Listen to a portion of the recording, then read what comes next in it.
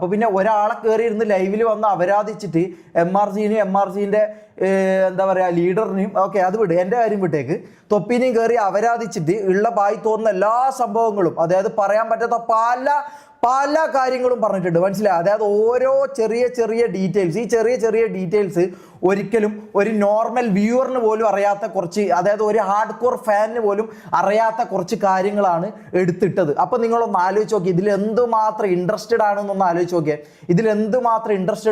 ആലോചിച്ച് നോക്കിയിട്ട്. അതായത് അവിടെ നടക്കുന്ന ഓരോ ചെറിയ അനക്കം, ചെറിയ കാര്യങ്ങൾ പോലും സൂക്ഷ്മമായിട്ട് നോക്കിയിട്ട് അതിനെക്കുറിച്ച് കുറ്റം പറയാൻ വേണ്ടി അത്രയും മൈൻഡിൽ ഈ സാധനങ്ങൾ ഇല്ലാണ്ട് ഒരാൾ വന്ന് ഇങ്ങനെ ചുമ്മാ ചാറ്റ് ട്രിഗർ ആക്കിന്നോ. ഇത് ആരെ ഈ പൊട്ടനാക്കുന്നത്? ചാറ്റ് ട്രിഗർ ആക്കി എന്നിട്ട് ആരെ ഈ പൊട്ടനാക്കുന്നത്? നമുക്ക് മനസ്സിലാകുന്നില്ല. ആരെ ഈ പൊട്ടനാക്കുന്നത്?